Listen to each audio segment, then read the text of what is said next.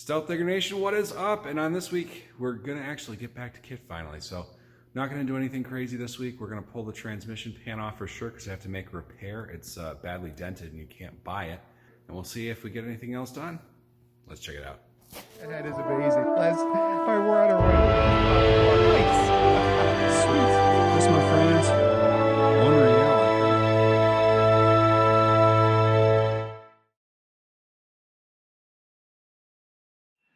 All right, so this is our transmission pan. This is what I want to get off right now. You can see this is a big impacted dent right here. So what I'm going to attempt to do is flatten the dent back out without distorting the lip. Hopefully that's doable. If not, then I'm going to have to try and find this thing somewhere. There's a Nissan part number on it before, like it's been replaced, so it must be a dealer-only part because I can't find it available quickly anyway in the aftermarket, let's say. So let's get it off. Got a 10 millimeter. We'll stick all our bolts right in this magnet tray. It's like a Slayer song. Raining blood. Into a drain pan. All right, so here's our pan. Let's see what we got going on here. Dump this out into the drain tank. And right here on the pan are these magnets. And you can see there's like some, if I rub these, so I get this big old pile of stuff. That's normal, that's metal. That's why when I wipe it, it doesn't, like if I wipe this right here, like so, and wipe it on this box, you can see how that's metal. It's all ground up metal filings from inside the transmission. I'm smelling the oil, see if it smells burnt. Doesn't smell bad. Pan doesn't look terrible. It's just banged up pretty good. Dent, dent, dent, dent. So we're gonna let this drain off in our little drain here, like so. We'll clean the magnets. I'm not sure if I'm gonna reuse this yet or if I'll just buy a new one. I'm gonna find out from Nissan how much it is before I make a decision, because like you can see this corner is just obliterated. It even looks like there might have been a repair there at some time, welding. Not what I want, not on a transmission, because if the transmission goes on this, she is not getting fixed. Gonna put some Speedy Dry down in this transmission fluid that I spilled out of the pan. You gotta soak up your fluids, they don't get into the environment, gang. Back in the day, you can find old Popular Mechanics articles that showed you how to bury this stuff in the ground. Nope. Then you discover, oh, it's now it's coming out of my faucet. We don't want that. We'll throw some of this on there and soak that up. On to the next. So that's what the inside of the transmission, or the underside of the transmission looks like with the pan cover off. There's some shift solenoids in there. The filter is that gray matter right in the middle. We'll change the filter. Actually, it does look dented, the filter, from impacting the tray. So if nothing else, it was definitely restricting the flow, if that's indeed not supposed to be there. But all in all, looks all right.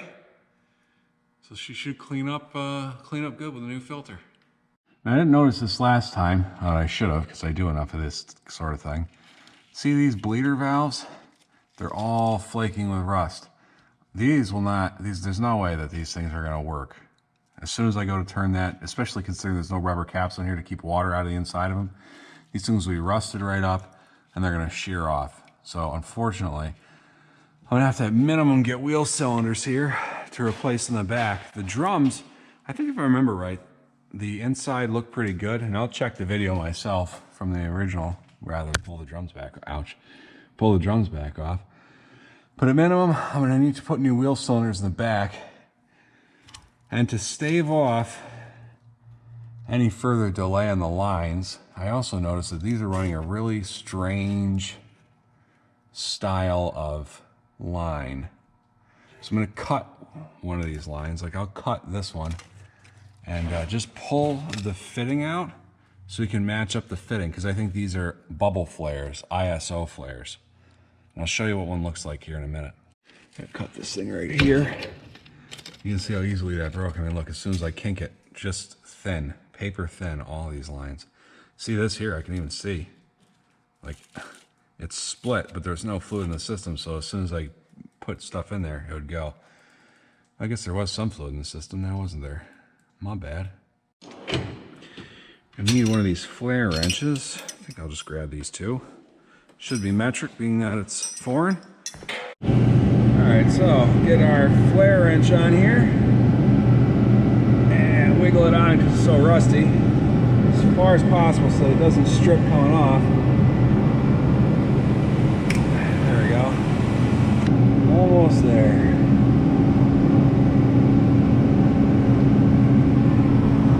Okay, and like I thought, these are a bubble flare because these are a convex design on these lines. So you got to use a special brake line tool to make these lines, and you got to use special fittings. So I'm gonna have to get a bunch of these fittings because I'm sure every single one of these are ISO flares on this thing, or these bubble flares.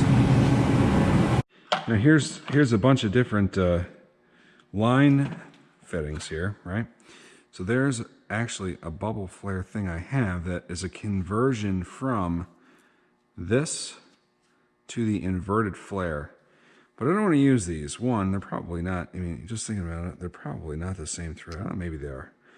But regardless, the issue with using these is that then you've got every single line you make, you've got to have two fittings for the job of one, more spots for leaks. So we're not going to use those. I'm going to get the right fittings. I have the tool to make these bubbles. And we'll get back with the brake lines at a later date. Christmas break's coming up, so I think, yeah.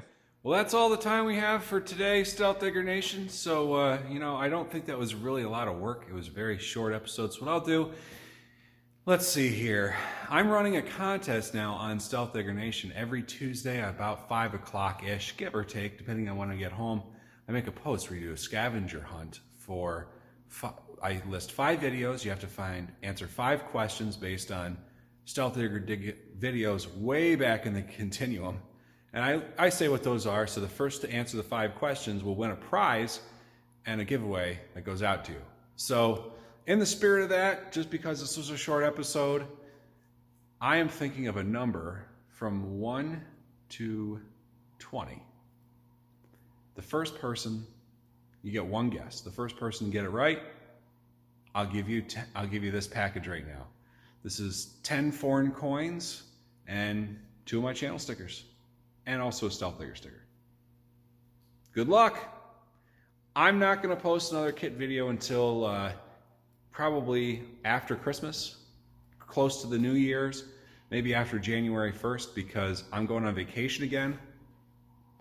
So we'll get back to it then. I will be posting Thursday videos just on different topics, but my ability to be over here is greatly diminished during that time. So I'll try and accumulate the parts we need for the next round of upgrades. See you then.